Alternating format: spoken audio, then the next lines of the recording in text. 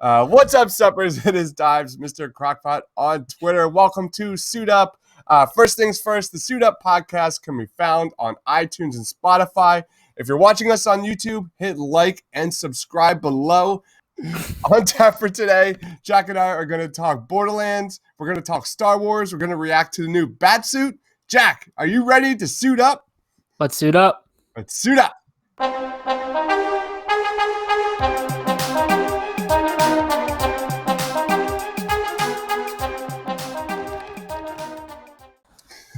All right, guys, we are back. Jack, what's going on, man? How you doing, dude?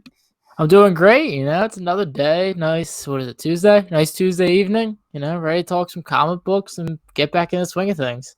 Awesome, man. Anything you want to plug about Post Position?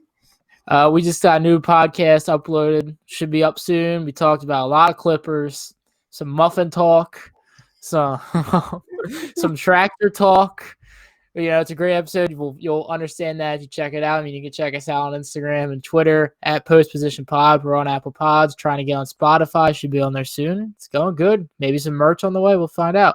Love it. Love it. On tap for today, we are going to talk the Batsuit, the new Borderlands movie, maybe what other video game adaptations should kind of be in the works. We're also going to talk about a lot of Star Wars today, from the Clone Wars to the Star Wars franchise on the big screen and the little screen. Let's start off, Jack, with the Batsuit. We got our first official look at the Batsuit. What was your first thoughts?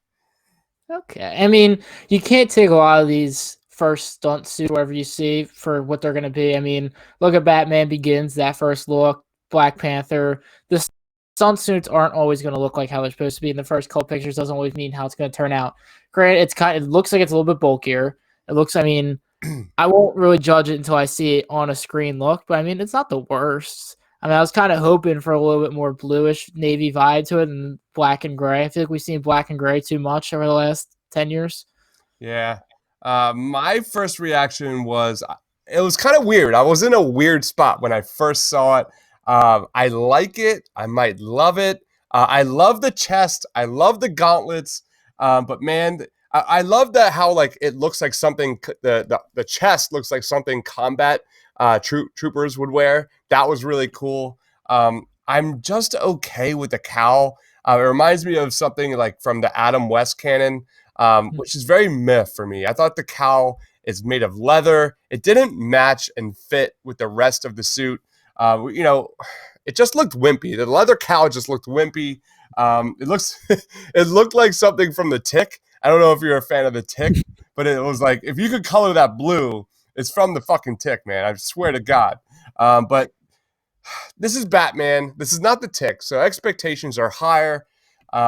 Overall, I think I'll give it like an 8 out of 10. What it really comes down to, dude, for me though, it's not about the suit, man. This is the Batman. This is going to be a detective story. It's going to, showcase Batman's intelligence. At the end of the day, the suit doesn't really matter. I just love to overreact to these things. What grade would you give the Batsuit so far? 7.5. I don't want to say it's great, and I'm not going to bash it, so I'll just give it an average 6, 7. Okay. Yeah, man, this, as much as I love overreacting to the suit, dude, this movie is literally all about Batman's mental state being challenged, whether it's the Riddler or the Holiday Killer, a Batman movie about a detective story. That's what this is all about, so I couldn't be more excited. Next up, we have the Clone Wars premiere. Season 7 has begun. I am a huge fan of the Clone Wars. Dude, any reaction to the first episode? Production value is pretty great on it, I'll say that. Yeah, man, that animation, the tone is absolutely perfect. That was my, first takeaways. It's just a gorgeous show. It definitely sets the bar, sets the standard for Star Wars animation. I love the first quote in this show. The quote was, "Embrace others for their differences, for that makes you whole." And that kind of threw me a loop, because it literally starts off with the quote. And when you look at The Last Jedi, you look at The Rise of Skywalker, such divisive films in the Star Wars franchise. You either hate or love The Last Jedi. A lot of people like The Rise of Skywalker. A lot of people didn't like it, including myself. So I thought that was really interesting. But the fact remains, Dave Filoni is here to save the day for all of us Star Wars fans, because it's pretty something when you care more for guys like Rex, Heavy, all these clone troopers. You have more character development in the small screen Star Wars universe than the big screen. I think you mentioned this during our Star Wars podcast from a month ago. The Star Wars universe on the small screen has run laps around the major film franchises. That was my take. It's just Dave Filoni, Kevin Feige, lock those two in a fucking room and just throw away the key, because that's character development. Dave Filoni knows character development, and that's something that Star Wars has lacked for years. And it's just crazy that that Star Wars can't get a trilogy right, but they can do it right, and that is thanks to Dave Filoni. Yeah, I mean, it's definitely been great so far. The Bad Batch, it's pretty cool. Yeah, Bad Batch. It was like something from the Suicide Squad. I don't know if you got that nod, but that was really cool. You had who was the guy? He looked like a young Rambo. He had the whole headband, rocket out. Maybe it was Ben Simmons. I don't know. All right, but it's just so good because Dave Filoni knows character development. It felt like Star Wars, exotic worlds. These creatures. It's just such a great episode. I gave it like an 8.2 out of 10. A very solid start. I can't wait for Friday, man. If you're watching us, make sure you check out my review. It's at thepaintedlines.com. But man, good start, right? Yeah. Awesome. The one Mandalorian tie-in, because we have to talk about it, was a lot of talk about how the Clone Wars Season 7 will tie in with The Mandalorian. I found that watching Commander Cody and Captain Rex interact with the Bad Batch was kind of similar to how Mando dealt with the crew of mercenaries in The Prisoner. And a little fun fact about that was the giant horned Deveronian named Berg in The Prisoner was played by Clancy Brown, who also did voice work for Star Wars Rebels and the Clone Wars. So there's a little tie-in right there. But other than that, you didn't get Ahsoka Tano. You didn't get anything about Bo-Katan. Like, it was kind of its own standalone episode to kind of start the plot. Nothing, out of the norm from what you've seen from the Clone Wars. But overall, good episode. Yeah, I would agree. All right, so let's get into some more Star Wars. New Star Wars movie is in the works with Slight director and Luke Cage writer. What do you want to see from this film? Because this one, it was kind of a shocker. It was Deadline reporting that this new Star Wars film will take place on Exegol, which is a Sith planet that was introduced during last year's Star Wars: The Rise of Skywalker. What was your reaction to that, and what do you want to see from it? I don't really even know what to expect. I mean, I guess it would tie into the High Republic. I mean, we'll get more. I'll explain more on that when we go more. I mean, I really don't know what to expect from that. It'd be an interesting story. I mean, I'm definitely not opposed to it. It's just I feel like it kind of came out of nowhere. I feel like me and you've always talked about this. We are always hearing about like another Star Wars movie in development every week. It's crazy, right? Yeah, last week it was Thor to Wakiti. Like, I feel like every week we're hearing new Star Wars until it's officially announced. I don't know. I don't know what to expect. Yeah, so Exegol is kind of that Sith home, like hidden world planet that was introduced in The Rise of Skywalker. All reports say it's going to be a standalone movie. It's not going to be related to the new trilogies and the new films that Kevin Feige and others are creating, and Rian Johnson. So it's kind of like on its own. I feel like this is going to be a test run for Star Wars and Disney. This is going to be a heavily based Sith movie that they're going to do a test run to see if a Revan movie, perhaps an Old Republic movie, can take place, can make money. I think obviously it's going to make money because you're going to see this movie be heavily, deeply rooted in the Sith Lords and the Sith gods. So I don't know if I like this decision. There's so many different avenues you could go. We're going to be talking about Revan a lot soon, but here we are. So, I mean, Question: did you see they're bringing a legacy Darth Revan lightsaber? no. Tell me about it. It's just well, they have like a legacy collection of like all the Star Wars lightsabers, and they put Darth Revan as one of the new ones. So Okay. I guess it's being made canon. It's like the purple goes to yellow, like it's his lightsaber. So that'll be. I don't. I guess they're making him canon. I guess now. They have to. They have to. They know. I was going to talk about Revan later, but Revan is the perfect Star Wars franchise. Everyone knows it. When I heard this story, like we've been talking about this on the Suit Up podcast for, I don't know, months and months and months. Revan is that perfect origin story that this, Star Wars is about light and dark, light versus dark. Mhm. The Force versus the. It would be so perfect on the big screen to be a brand new trilogy. So, bottom line, I disagree with it because it should be Revan. On the other end, I respect it because they're giving us something we don't know what to expect. They're going to give us something fresh, which really was a big complaint for me following The Last Jedi. I love how The Last Jedi kind of threw everything on top of its head and you didn't know what to expect. It threw everything about the Skywalker saga and the name upside down. And then we got The Rise of Skywalker, which was formulaic and predictable, and nostalgia only carries you so far.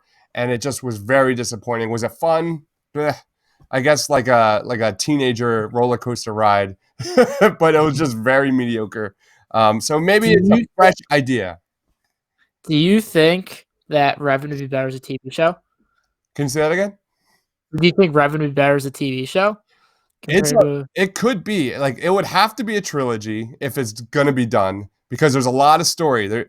Revan crosses between light and dark. He starts out as this Jedi Knight, and then he turns into a Sith.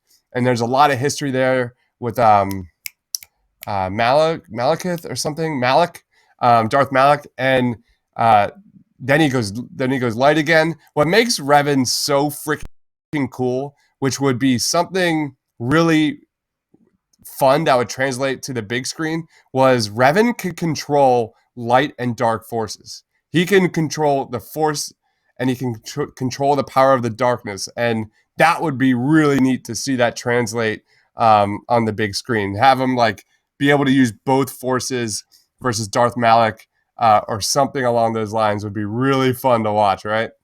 Yeah, I think that'd be great. So it's just like you said, man. It's crazy how many Star Wars movies are in the works. We have a trilogy by Rian Johnson that's going to feature brand new characters. We have a Kevin Feige Star Wars movie. No one really knows anything about that movie other than Feige apparently has some big name Hollywood star attached to it. I have no idea who that is. But then you look at the small screen. You got Obi-Wan. You have a Rogue One series coming out. There's just a lot happening in Star Wars, and why don't we just lead right into that with the High Republic trailer? Because I you sound good, man. I love it. I mean, I just think it's gonna be great. You can explain it. I mean, I'm ready to talk about it. All right, let's talk about the High Republic trailer because that was kind of the new thing of the week. Is that Star Wars: The High Republic is set a few hundred years before the Skywalker saga began in Star Wars: The Phantom Menace. This is an era where the Galactic Republic and the Jedi Order, at the height of their power, these are true guardians of peace and justice around the galaxy. It's going to feature brand new characters that are different and separate from the Skywalker saga. What was your take on that? I think it's great. First thing I want to say is I'm looking at all the books. I guess all the covers, everything. Wookiee Jedi. First thing I saw, I'm like, that's a Jedi Wookiee. I love that. But no, I'm really excited to see it. I mean, you're gonna have middle-aged Yoda, maybe driving a sports car. Who knows? Um, but I think that's gonna be. I think I'm really excited to see. All right. That finally hit it. Here's my take. Disney, what are you doing, man? Why are I you wish not? it was Why that are you further. avoiding the Old Republic? Stop avoiding the Old Republic. It makes zero sense. The Old Republic is tailor made for Star Wars. All the fans want the Old Republic. It's this again. I feel like Disney is like teasing all of us diehard Star Wars fans. The Old Republic needs to happen. The High Republic takes place before the Old Republic, so hopefully this is just a prequel to maybe the next trilogy or something like that. But Old that was my Republic, I'm reaction. pretty sure is like, isn't I thought it was like thousands of years before. It could be. I really don't know much. High Republic's only 200 years before Skywalker. So Old Republic's like that. I think it's 10,000 years. Oh, okay. So this is it's after everything you've seen so far is way after Old Republic. So High Republic is after it. So think of it like the Old Republic is like Columbus, and the High Republic is like Industrial Revolution. But who would be the villains in this? Like it's It's an unexplored. It's a completely new saga. So the thing is, what I've kind of been reading, there's like some sort of force virus that some people it's like, and like people get affected have the force lose the force.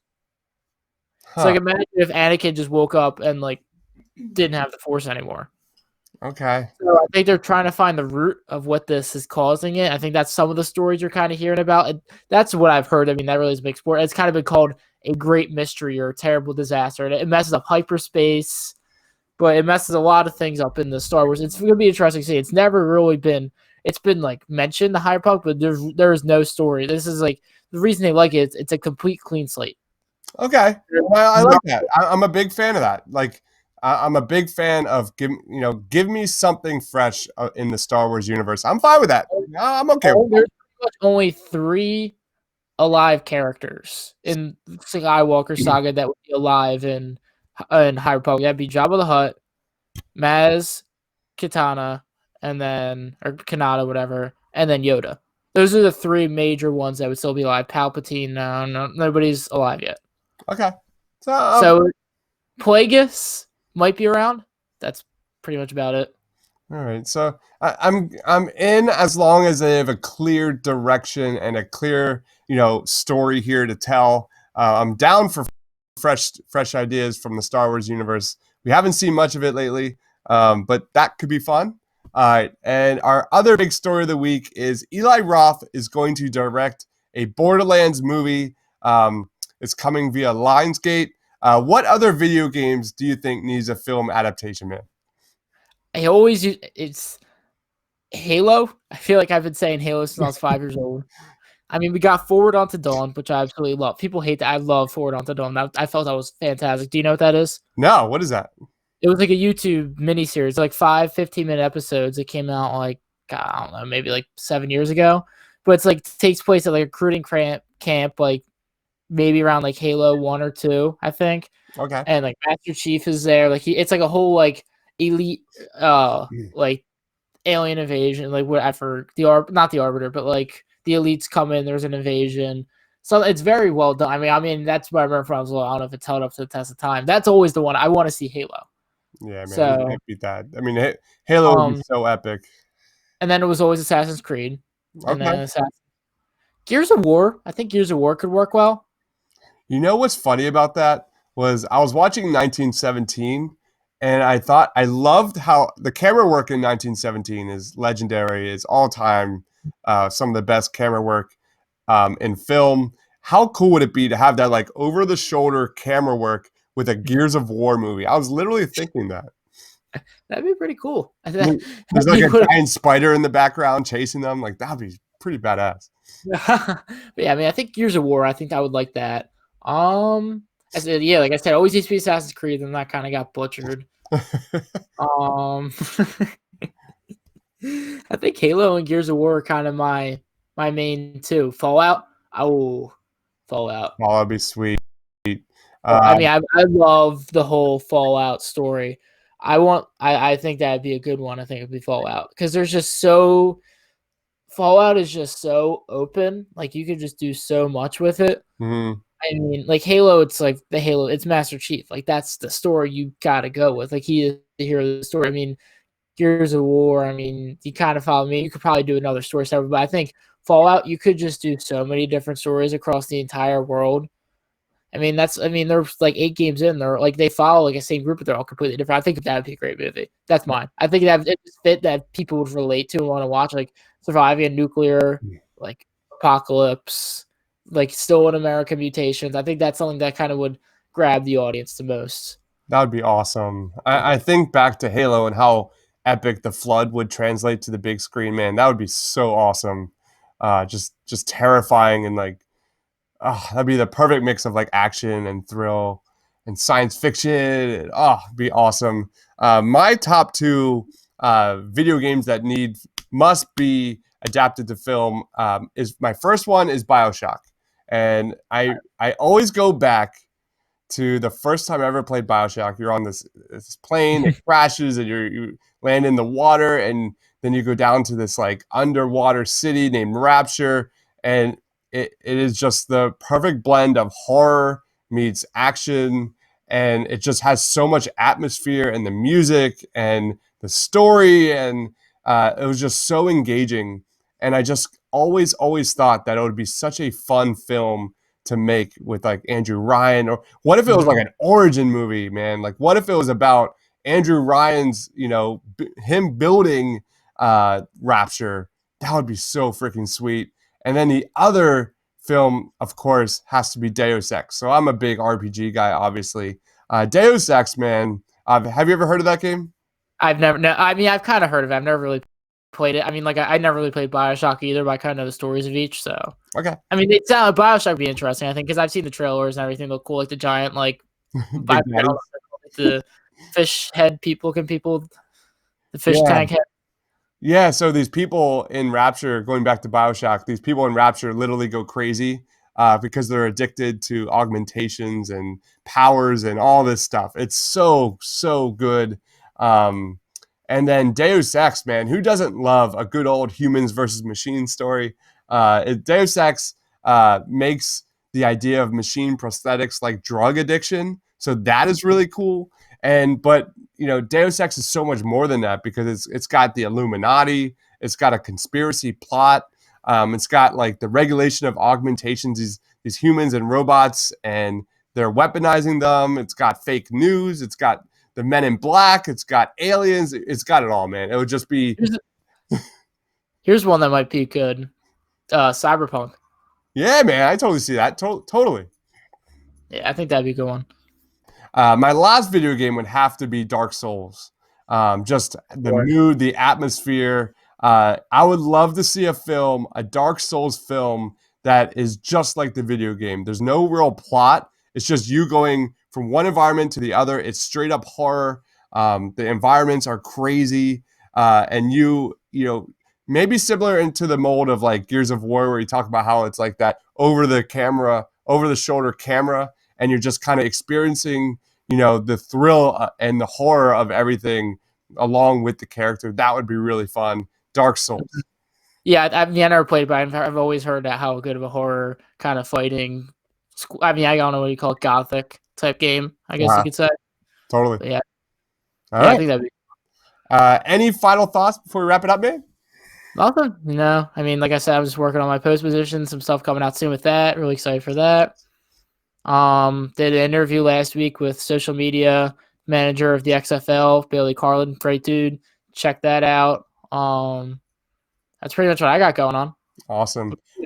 Final thoughts. Come on, Disney. Give us Revan, man. Just give us Revan. Please. Make sure you follow Jack on Twitter at Jack Connell TPL.